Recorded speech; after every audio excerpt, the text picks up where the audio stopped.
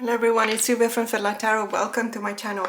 Today is one of my favorite days of the month, basically, in which we're going to have a look at my favorite pairings for the month of January. I have to say that it was lots of fun this month because I have a couple of new decks that I feel will pair really well with another couple of decks that are actually on their way to me. So it was kind of a like a rehearsal kind of exercise because I wanted to see if my intuition was correct, and I had several decks that were quite similar to the new ones that are still yet to be delivered. And so it turned these kind of pairings into a whole different kind of exercise because I was looking at decks that I haven't used in months. And that's always very nice. And that's basically one of the reasons why I actually do these kind of things, you know, pairing up tarot and oracle decks, because it really does renew your interest into your decks, perhaps decks you, as in my case, you haven't looked at in months. But without much further ado, let's have a look. So the first pairing is going to look at this deck. This is the Cercle du Tarot by Lisa Robertson, and it has been illustrated by Josh Thafts. Now, this deck was one of the decks that I bought for myself for Christmas, as a Christmas present. And I have to say, it's a really beautiful deck with its pastel colors and this kind of very oniric kind of atmosphere. It's a Llewellyn release, so obviously we have a very interesting book that goes with the tarot as well. I do feel though that, you know, we don't necessarily need the whole page to show us the card, because we do have the cards, and perhaps if they wanted to just expand on the meaning of the cards, that would be really nice. However, I can't say anything because it's actually one of the you know, one of the, let's say, most valuable points about Llewellyn is, you know, their books. They're always very beautiful. They're almost objects, you know, collectible items themselves as well, not just the decks. So the Cercle du Tarot, basically this deck is about what's going on, you know, as the book says, what's going on under the big top, so under the tent basically, and it shows you pretty much all of the microcosm that we get to know thanks to these cards. So the fears, the anxieties, but also the victories and the excitement and the sparkle and the life and perhaps the love in many cases, but also, you know, the competition and the rivalries. And it's a microcosm. It's like a small village that lives under a tent. And most of the time it's also itinerant. It means that it just changes, you know, one day it packs everything up and then it moves to a different place and it starts all over again.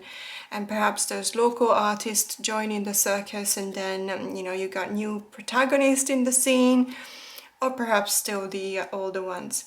What I really appreciate about this deck is the subtleties. So in many of these cards, you will notice, if you take your time with them, you will actually see that there are small details that give you perhaps an additional layer of understanding on the card itself. Especially when you look, for example, at the court cards. So all of the court cards, all of the pages, all of the knights, etc., have the same kind of setup, but it shows you a progression from the pages up to the kings. It shows you a progression into this magical world of the circus. So they start, the pages, it's the apprentices, they start in front of the mirror in which they're looking at themselves and putting on makeup perhaps, and they are surrounded by the objects that will distinguish what they will do. And then they progress into the knights, the stage of the knights, in which, you know, they're already dressed up, but they are and also the makeup is on, but they're also kind of intent, focusing on preparing themselves and getting into that kind of atmosphere that, you know, that will set them up for the performance. And you can see, for example, that they have this double-sided makeup that makes them look as if they were two persons into one, which is very interesting. And then you have the queens and the kings that also will show you, this is one of the queens, for example, of pentacles. And it shows you the person is already performing. So they're already performing and they're manifesting the symbol of their suit, which is basically telling us that there is that kind of completion in mastering the skills, in reflecting on everything that you have, you know, that pertains to the alchemical element of the suit they represent. So the Queen of Pentacles, for example, is the healer, etc. So, and then obviously when you get to the kings, let me see if I can find one here. Yes, this is the King of Swords. You also have the manifestation, but you will notice that instead of showing that the face, let's say on this side, they actually turn on the other side and they're performing their manifestation on you know, turning on the other side and showing the other side of their faces. That is very interesting because it reminds us of many concepts that have roots in psychology, for example, but also you know, in philosophy, but also in performance arts themselves, because when we put on our costume, we know that we have to become the person we're portraying. So we don't all need to go to the actor studio in New York in order to become actors. You know, we know the principles of that. Of course, an actor is someone who's actually doing that as a profession, and they're supposed to be much better than anyone else, which actually reminds me about the Golden Globes and the Academy Awards, and I can't wait because I'm preparing for a really nice Tarot Academy Awards like I did last year. So it will be a VR and you're all invited to join in if you so wish. So this is a really beautiful deck. As I said, I entered my collection well, at the end of December, really, because I got it for Christmas. Now I'm just gonna quickly give it a shuffle, and I'm just gonna show you an oracle deck that I found that pairs up really well with this deck in such a way that it really digs into the magical aspect of you know, of what we see, or the scenes that we see in the cards. And it's the Witching Hour Oracle. This is by Lorianne Anderson, illustrated by Oliver Burkay. You're probably familiar with the name Lorianne Anderson because she is also related to the Seasons of the Witch Oracles, published by the same publisher. So this is Rockpool. This is slightly different than any other oracle that I've seen so far published by Rockpool, in the sense that it really does have some kind of a magical aspect and energy and vibe to it, more than others. It's beautiful, edged in matte, yellow matte. It's really nice to the touch as well. It feels almost as if it were powdery, so it doesn't scratch your fingers. It's one of the things that I like to notice about a deck, especially when it comes to Rockpool Productions, because sometimes Rockpool goes back to the gloss gold edges that unfortunately chip very easily and also scratch your fingers when you use them. So you will notice that this oracle is all about the witchy things, let's put it this way. So it is the Witching Hour. And it really brings up the magical aspect of the tarot itself. Other than that, the aesthetics are very similar as well. We are very aware that we're entering a world of magic, a world that is not our own, but it's a world that we know. It's a world that we can read about in a book, we can watch in a movie, or we can also go to see a representation of, if we go to the theater, for example, or at the circle itself. But it also gives you the opportunity to create this own world with your mind, basically, because it does. Let's say it's igniting that kind of vibe that is pretty much reflecting these kind of energies. I really appreciate the keywords on the oracle. Without the keywords, to be honest with you, I'm not sure I would actually like this deck, because imagine, like many other oracles do, if there were just the title, so the Witch Hunter. It is evocative, absolutely, because, well, you know, because of the literature, the books that I've been reading, or the stories that I've heard, of course, but it is a very unique aspect we are focusing on when we choose to read the keyword. So the keyword in this case is danger. So we not only pay attention to the stories we know about the witch hunter, but we also refer back to the keyword danger. So we focus on the vibe given by the keyword, and then we look at the the tarot cards on the side. So we focus on the word danger, and we expand that by putting that in the context of the Seven of Cups, for example, the danger of making the wrong choice, or also the danger of just being stuck, you know, because you have too many choices and you don't necessarily know what you want at the moment. But then on the other hand, we also have the Emperor. And this is a very special emperor, for example, because we can see this Herculean man, you know, showing off their muscles, and yes, it's big and strong. But then again, we can also see that the spotlight is also encouraging us to look at the little man, which is most likely a joker or a jester, that's actually making fun of the pose, you know, by taking on the same pose and looking at the audience on the other side. So the emperor is almost as if they were oblivious to the fact that someone is actually making fun of them.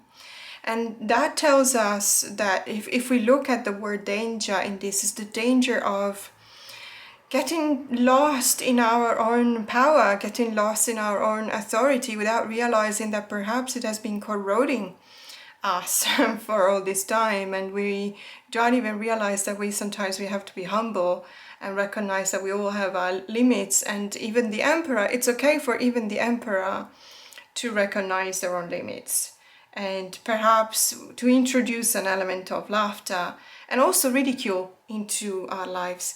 So it's a beautiful way to, you know, look at your cards by pairing these up, these two decks up. So the self-care between the Three of Pentacles and the Justice card absolutely makes sense. Or, you know, sometimes you also have mourning. Let me say this, it's not one of those hug you, I'll hug you kind of oracle decks.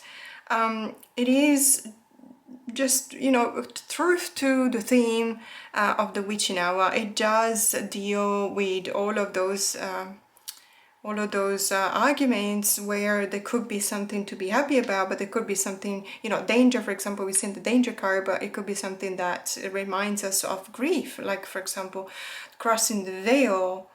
You know, where you see this person who's putting on makeup, which is reminding of so many of the cards that we've seen on the Cirque du Tarot. But there's also what looks like a ghost next to this person. And we recognize the importance of that moment in which we have to take our time with grief, with mourning, with processing what the loss has been about. And so it's between the Wheel of Fortune and the King of Cups. Ironically, the accepted archetype for the King of Cups is the Hate. So the Hate is the lord of the underground, is basically, and the underground as seen metaphorically as the realm of all of those who have crossed the veil.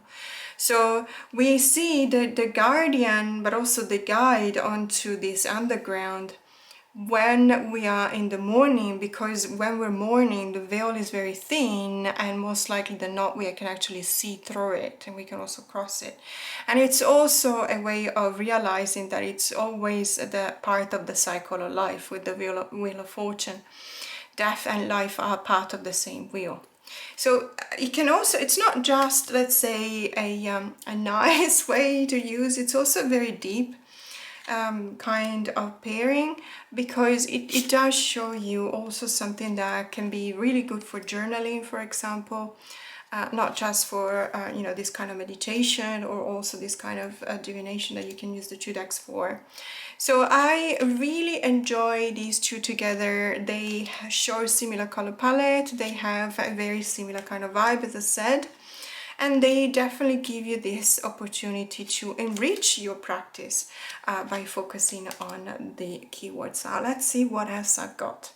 So the next deck that I'm going to pair up with an oracle is the True Black Tarot. This is a very recent acquisition. It's an amazing deck. It is so beautiful. I honestly, every time I look at this deck, I ask myself why I waited so long to get it, because it did take me a while. And ironically, I actually ended up having the Ephemera Tarot before I got this one. And because I love the Ephemera Tarot so much, I actually decided to get this one as well. Ironically, because I knew that I wanted to try pairing, you know, a pairing with both these 2 decks and the Soul Mirror. So that's what I'm going to show you, but I did talk about this pairing in one of my recent videos. So this is an excellent pair. Let me just see if I can fit everything in the frame. So as I said, the Soul Mirror. Now, ironically, these 2 pair up really well together, even without the Ephemera Tarot. I'm just gonna quickly show you these 2 together, and then we're just gonna add the Ephemera just to you know, complete this exercise, this practice. These 2 are really good together because the Soul Mirror shares a lot of black background, which obviously, you know, is pleasing to the eye. I absolutely love the aesthetics of both of these decks. I think they're absolutely gorgeous. I am so very pleased with the Soul Mirror Oracle because it's a Blue Angel publication, but it's not your typical Blue Angel deck. Not that I don't like the typical Blue Angel decks, it's just that it presents itself with a different format. First of all, that's the first thing you notice, for example. So Blue Angel decks are generally wider. I really prefer this one because it's easier to handle and to shuffle. But also, I would say the cardstock is phenomenal. It's a very silky kind of matte finish. It comes edged in this, let's say, it's not an entirely matte gold, but it's not a gloss gold either. I would say it almost feels as if it had like some flickers in the paste of the ink. I don't know how else to explain that. And it's very good. It doesn't chip, it doesn't scratch your hands. It does, however, leave some glitter on your hands when you use it. I have been using this deck so many times and now it doesn't do that anymore. But at the beginning I did have, look at these 2, so beautiful together. I did have some kind of glitter residue on my fingers after I was using it. And again, these 2 together are just absolutely fantastic. I really, really love them. But I feel that they actually get on a more complete level when we add the Ephemera Tarot to the equation. So the Ephemera Tarot is by the same author, Arthur Wang, of the True Black Tarot. And it's basically based on the same concept as the True Black. However, it's looking at a, let's say, as much as the True Black is looking at the shadow, the Ephemera Tarot is looking at the light. And so what happens is that when you pair these 3 together, you can actually do a really thorough, really deep and powerful work on shadow and light work. So obviously the Soul Mirror is perfect for this because you've got not just the image, of course, and the title, but you have 2 keywords, and they're not 2 keywords that are, let's say, synonym of each other. They're actually antithetic. So it means that while one says, for example, I don't know, when you have the title perceptive, the keywords are oblivious and aware. However, you feel like when aware focuses on the light meaning of the word perceptive, oblivious focuses on the reversed or the dark or the shadow meaning of the word perceptive. So it feels almost as if it's a natural way of using these three together if you focus on the word perceptive and understand that you need to do your shadow work and your light work, the shadow work with the true black and the light work with the ephemera. I hope I've explained myself, but I have posted a video in which I was showing a very specific spread with these. I can't show you the spread now because it had 7 cards, and I actually have a lot of flowers on my desk today, so it wouldn't necessarily fit. But I do highly recommend, so if you do have already the ephemera and the true black, obviously they are indie decks and they are rather expensive also for indie decks. But the Soul Mirror is a mass market deck. It's a production released by Blue Angel. As I said, if you're in Australia, you can still find it at BW for like 25 Australian dollars. If you're in the US, it's available on Amazon. So it's a very reasonable price. It's a easy to find deck. It's absolutely beautiful. It's a joy. Seriously, it's a joy to use it. Even when you use it on its own, it's absolutely magnificent. Some of these cards, obviously you can't really see, so there's a lot of gold foil on the ephemera tarot, and this one, for example, I don't know how to do that. Okay, let me see if I can catch the light this way. So you will see all of these circles around the main character on the card. This is all gold foil, and it makes it so precious. It's so beautiful. It's honestly a really gorgeous deck. It's still available, by the way. I got these by Muna Maya in New Zealand.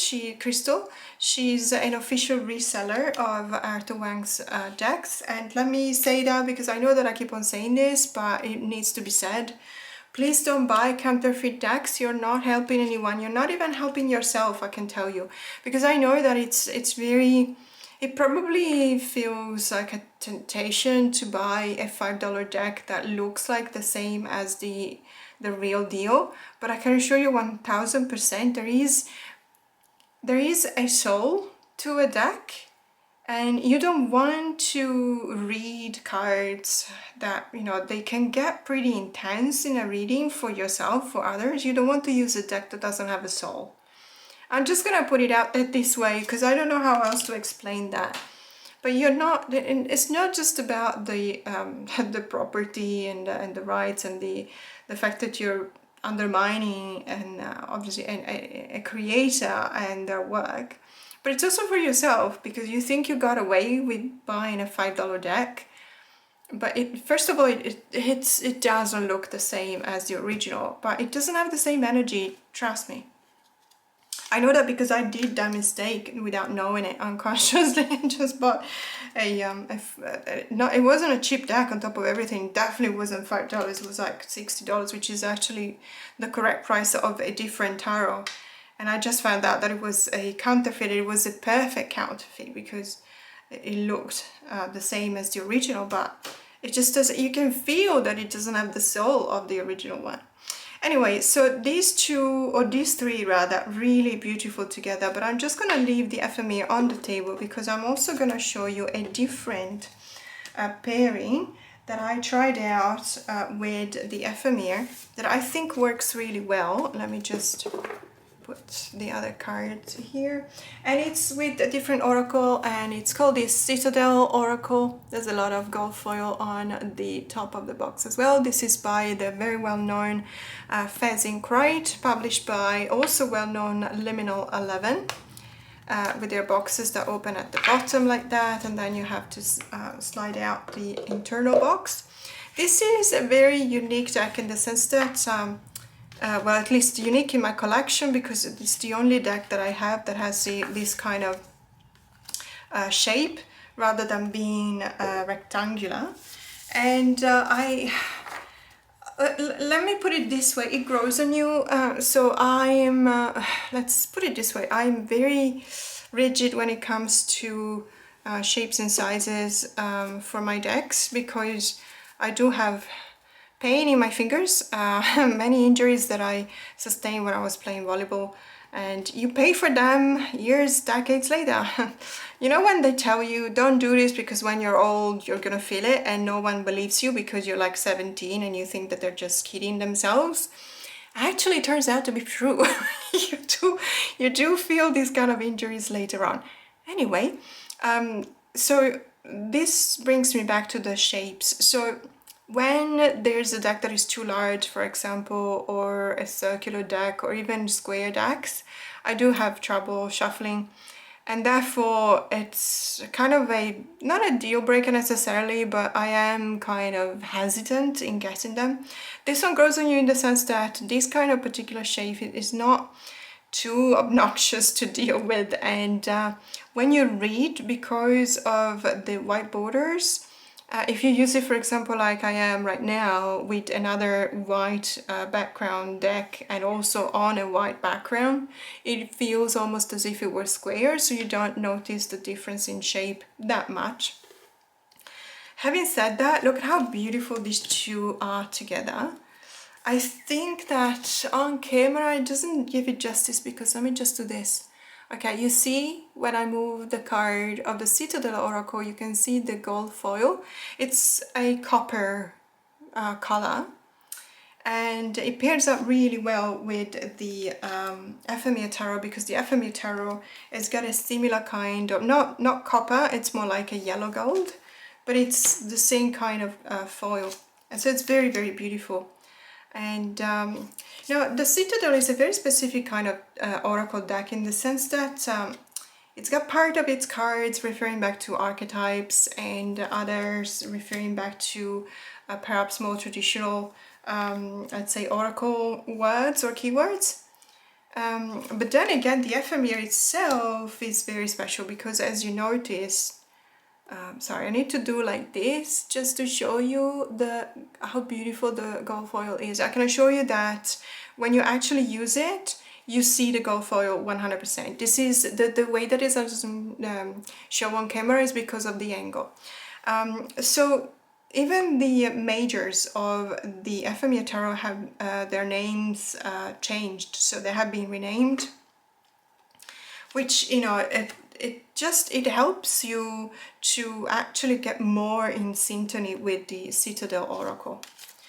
So you're not bound, let's say, by the traditional ways of naming the major arcanas in the tarot. It's a very conducive, it's very intuitive, very conducive kind of pairing, and when I use it this way, I actually use it a lot to let's say, for spreads involving personal development, because you can always start from an archetype. For example, when you use it this way, you can start from an archetype. Let me just get more cards, and I'm just gonna quickly show you. There you go. So you start this way. This is a very common way to work with archetypes, for example, because you have a starting point and an ending point, and so then you use the tarot in between to show you perhaps the path between the two. So it's personal development, but you can also do it if you're a tarot reader. You can also do it with clients, because you lay down these two and then you pull cards to see how you actually develop from one side of the archetype to the other, how to integrate the aspects, the major aspects of these two cards, etc. So that's something that you can do, you know, in your personal practice for yourself or for others as well. I find it very interesting to work with these two together, and also they are indeed aesthetically very similar. They're very pleasing to the eye. And, you know, I really, really love these two together. Let's move on to different decks. So another deck that I gifted myself for Christmas is the Compendium of Witches Oracle by Natasha Ilincic. Sorry if I mispronounced the name. We know Natasha. She's also the creator of the Tarot of the Witch's Garden, which is a very recent publication, I think by Llewellyn, but this deck is actually by Los Carabel. It's one of those really weird things when Los Carabeo doesn't stick to a format when it comes to their oracle decks, and and it gives you something more luxurious, something that has a lot more value in the publication. This is actually a really nice oracle, and it's presented in a very nice way. If you're familiar with other oracle decks by Los Carabeo, I remind you, for example, the Victoria Frances Gothic Oracle. They're usually, or the Czecholi Oracle, they're usually, let's say, larger, wider than this. They have a glossy finish, which is very unpleasant under the camera. If you use, to take photos or to film videos with these cards, you will definitely catch the light, and more often than not, you will see your own camera reflected on the cards. And generally speaking, they only have like 33 cards to them. This is back in the trends big time because it's actually a chunky deck, as you can see. It's a really pleasant, cardboardy, papery kind of feel to them, very sturdy. It gives you a very solid kind of feel, tactile feel when you hold it. It's one of those decks that, you can feel like you can use it over and over again without getting it damaged at all. And it's not gilded. It's also divided in two. Let's say you've got, well, this is a Compendium of Witches, obviously. We've got a very nice book here that tells you, obviously it's in different languages, so you just have to find yours. As always, that's one of the things that they don't change, which is, it's great, obviously, because it helps other people, or non-English speakers or non-Italian speakers as well, take advantage of the information that they found on the booklet. However, nowadays, it actually becomes easier and easier by the day to translate with your phone, because you just have to take a photo, and then there's several apps now that can translate a text. So what I was saying is, yeah, it's got two parts. So one in color, let's say, this one is in color too, but it's got white background. And these are all witchy related things, like we see familiars in this case, we see the standing stone, references to botanicals, and to witches' practices, etc. Which is, I believe it's very nice. I honestly don't feel like mixing these two together. So I've seen a few tarot tubers, for example, shuffling these two in one deck, in one big deck, and then using them in the same way. I feel, and you can do whatever feels best for you, of course. In my case, I actually prefer to use them in a different way, and so I'm just gonna show you after a quick shuffling. Okay, so I'm just gonna put this one here, and then we give a quick shuffle to this one as well. Okay, so we put this one here. Coincidentally, this is my favorite card. It's so beautiful. This is the Veil Walker. Is the person that actually brings back, walks through the veil, and brings back the messages to and forth. It is such an amazing card. It also reminds me so much, I don't know why, of the Game of Thrones saga. I don't know. It feels almost as if it's got that kind of vibe, of the witches in the TV show, but also in the books, I'd say. And that kind of, it's almost as if the message where winter is coming. So now, what you can do, it's difficult because I really want to wait for a particular deck to come into my collection. I have ordered it, but it's coming from the US. And it's the Heaven and Earth Tarot, also by Los Carabeo. So that deck will pair up really well, I think. I don't have it, so I haven't tried it yet, but I think it will pair up really well with these two together, as in, putting the tarot deck here. However, I do have another deck that I feel may pair up not as well as I believe the Heaven and Earth will, but it pairs up really well as well. And it's the Tarot of the Hidden Realm by Julia Jeffrey and Barbara Moore. Coincidentally, Julia, Jeffrey, and also I think the same authors have cooperated to produce another deck, which is called the Sister Witch of the Witch Sister. So the Witch Sister, is it? I think it's the Witch Sister, also by Llewellyn. Unfortunately, it's not available in Australia. Wouldn't be for months, of course, as always. So unless I buy it from the US and I get it shipped to my parcel collect service in Portland, I'm not gonna see it until probably March, April this year, but that's fine. I have watched several videos of this Witch Sister deck, and because the art style is very similar, I've also seen, I think it's Sharon from Trio of Witches, that she's presented a number of pairings between the Witch Sister and Oracle decks, and one of them I think I remember that it's the Compendium of Witches, and that actually gave me the idea of pairing it up with the Tarot of the Hidden Realm while I'm waiting for the Heaven and Earth. Anyway, long story short, these two together are actually quite beautiful. Let's see if it fits. Okay, let's put it up this way. You're gonna see it in the frame. So what I do is I focus on the meaning of the card that comes from the tarot.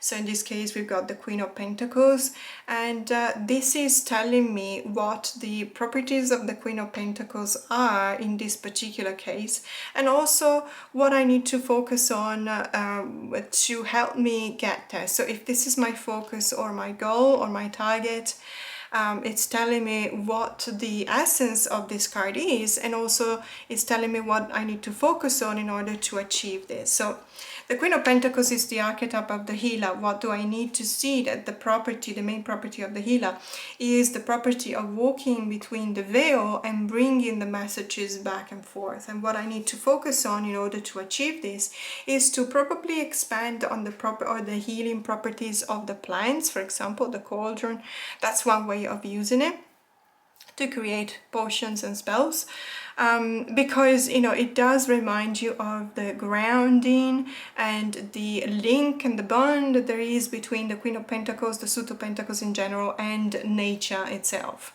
So this is a way in which I'm actually using these three together. It's actually two, because these two belong to one deck. Probably haven't really shuffle this one, so I'm just going to do it quickly. Okay, so sorry about that. So this is what we can basically focus on. The shadow dance in this case is the devil. So the devil, what can we see about the devil? We need to pay attention to the fact that it's a shapeshifter. Absolutely, it can take any kind of shape, and it can actually morph into the shape that represents our desire. Something that will work best with us, because it's just camouflaging into something that feels like something we want. And so we look at the Oath card because we need to remind ourselves of our focus, our goal, our target, the oath that we've taken, the responsibility and the discipline that it carries with that. So it is conducive of a lot of work. Mostly I would say it's about also personal development. You can do a lot of journal prompting with these. The point is that they are incredibly beautiful decks, and when we pair them up together, they definitely give you something more. Let's say they give you the possibility to focus on an aspect of your practice you probably couldn't reach or couldn't enact with different decks. So I'm so very grateful that these are in my collection, and I can't wait to get the Witch Sister Tarot, because I really believe that that's even more, let's say, that would bond even more with the Compendium of Witches, because it does focus more on a witchy kind of theme, whereas the Tarot of the Hidden Realm is more pointing at, let's say, a fairy world, a kind of a fairy world. It still works, I believe, because it does have a very similar kind of color palette. The artwork is not that dissimilar, and it is very intuitive as well, but I do believe that, you know, it will definitely work better with the other tarot. My goodness, on top of everything, every time that I see this card, at first I feel like it's literally just pushing me away. However, how beautiful combination this is. This is the Ace of Swords, so it really asks you to focus on your mind, on your thoughts. And the memory card from the Oracle is just really giving us a different perspective on our thinking, on what we are focusing on. The memory can also be very hurrying, it can be daunting, it can be something that is also kind of painful, because we can see the anguish, we can see the anxiety that is reflected in this person's face. And we can also feel the pain that the memory can bring with it. But on the other hand, we are also reminded that this is part of something that is in the past with the ruins. It's something that has fulfilled its way into life. It's fulfilled its purpose into being, and it's in the past now, so the memory needs to be in the past as well. So we need to condition our thoughts in such a way that what we can recall of a memory does not assume more power than what it actually should, because it is in the past and it pertains and belongs to the past. So as you can see, it's a very beautiful way to use these three. Again, it's two, but we're using them as if there were three decks together. I really love it when you can find this kind of echoes between the cards, because it really means that they also have a conversation, like almost as if it were a private conversation, you know, going on between these two decks.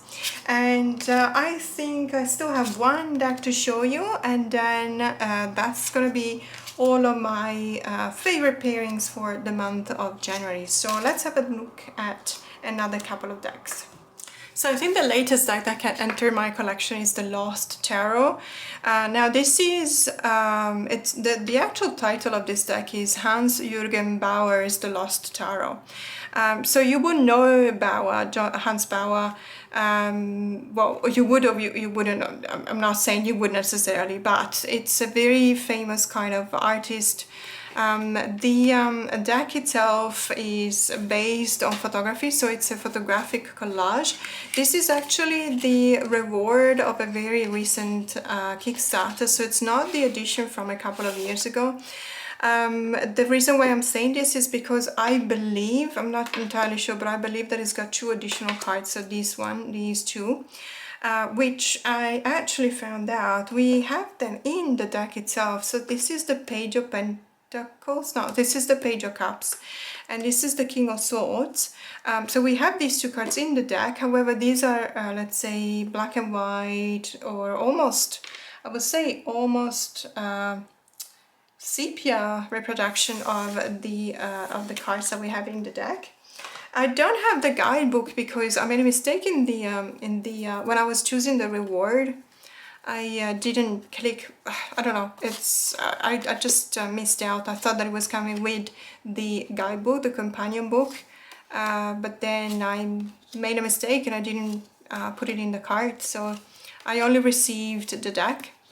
And I think it's fine because they also say that it's very intuitive. To me, this is a very RWS based deck, in the sense that you can definitely see all of the symbols related to the tradition, interpreted in a modern way, because we do have modern photography, and also with, you know, the expansion of the collage, which is in many cases, it makes it for a very beautiful deck. I really appreciate this deck. Another of those decks that I may have missed out on when they first came out a couple of years ago, and I was this close to buying it secondhand for a very expensive price in one of the Facebook groups, but then a couple of weeks later I saw that they were actually launching another Kickstarter campaign, and so I was like, okay, well, I'm just gonna wait for the Kickstarter to launch and I'm gonna grab a copy. And I'm very happy that I did, and coincidentally I think it's been distributed now, so if you backed this Kickstarter, you will definitely Either you already received the deck or you will very soon. It's a very beautiful deck. Look at these 2 of coins. How beautiful is this card? It's got the a jellyfish, what I believe is yeah, I should be more knowledgeable about jellyfishes, because living in Australia means you have to know them, otherwise if you don't, you risk your life. Some of them are actually deadly, but I don't remember the name of this one. In any case, it is a jellyfish. And in the sky, which is I think it's very evocative. I really like it. So when I got this deck, I immediately thought this will pair up really well with the Heaven and Earth Tarot as well. But also, and this is a bit of an experiment, I'm not entirely sure that it's gonna work, but let's have a look. So I want to pair it with this deck. This is the Tarot of the Drowning World by the Fledermaus Workshop. You definitely know this deck. I've shown this deck several times. It's a very unique deck, and it's a tarot deck. So that's why I'm saying it's a bit of an experiment, because I don't know 100% that it's going to work or not. But I think that they have very similar vibes. But just as much as you could use the True Black and the Ephemera Tarot, you know, to look into shadow and light work, I think that we can do a very similar kind of work with these two. And then I have potentially an oracle deck that will act as a bridge between the two, perhaps. Let's see what it looks like. Okay, so we've got the Lost Tarot on the left and the Tarot of the Drowning World on the right. I have been shuffling these two. Ironically, they are the same height, even though they're not of the same material. So this is a very soft linen print, and this is a just a matte finish. But they have the same thickness, so that was fun. So the oracle that I want to use to bridge these two together is this one, the Pythia Botanica Oracle by Layla and Olive. This is a, let's say, one of the decks that I normally use together with the Ophidia Rosa and the Adorbita tarot decks. Because, well, first of all, because they are by the same creator, but also because they do share the same, let's say, settings, the same color palette, the same artwork, of course, and they are very good all together. However, I felt that in this case, because we have two photographic collages, or actually this is not a collage, there's no collage in here, it's just a photographic deck. However, it is very busy when it comes to the elements on the cards, and this is definitely a collage. When we have this kind of busy, you know, so many elements on the images, I feel that something more minimalist, perhaps I can use that term, actually helps creating a bit of a space in between these two, but at the same time it also connects them. So let's see if it works. I also like the fact that the Pythia Botanica refers back to a flower or a plant every time. So we've got the Endure with the passion flower, and then we see immediately the references to the botanical elements in both of the Lost Tarot and the Drowning World tarot. So we see, you know, the flowers and the plants in both of them. And obviously the Tarot of the Drowning World is in French, so you will have to do a little bit of translation, but it's not a big deal, because to be honest with you, you do see the elements quite clearly, so I don't find it difficult. So we've got, for example, the connect with the bind with between the Queen of Cups and the King of Swords. And then we've got Sanctuary with the Queen Anne's Lace between the Four of Swords and the King of Pentacles. And you see the similarities between, this is a not a photo, this is a drawing, but you do see the similarities in some of the elements perhaps. And I believe that it does give you that sense of calm because of the minimalism of the style of the oracle, without getting too much overwhelmed by the elements in the cards. However, these two tarot decks, because of their particular shape, so because obviously at the top we've got this kind of arc as opposed to a straight line, they do aesthetically pair up quite well together. And they also do have the same type of, let's say, the style of the photography is very similar as well. There is also, in many cases, there's the expression on the faces of the people represented in the cards that is very conducive of an intuitive interpretation. But I really like the fact that we are kind of allowed to take a bit of a breath or a bit of a break as well, thanks to the Oracle deck, between the intensity, you know, the powerful strength that comes out of the tarot, both the tarot decks. So I don't know, I feel that we have, you know, we have a lot to work on when we look at these two together, and these three together actually. And I have just tried out this pairing the last couple of days, so I haven't really had time to do a deep work with it, but I'm looking forward to do something like that, because I believe that every time that I see the possibility to add a layer to my practice, I'm always happy to jump on that opportunity. Because that's the reason why we buy different decks, because otherwise if it were just a matter of interpreting the cards and reading the messages, you can just do that with maybe 3-4 decks.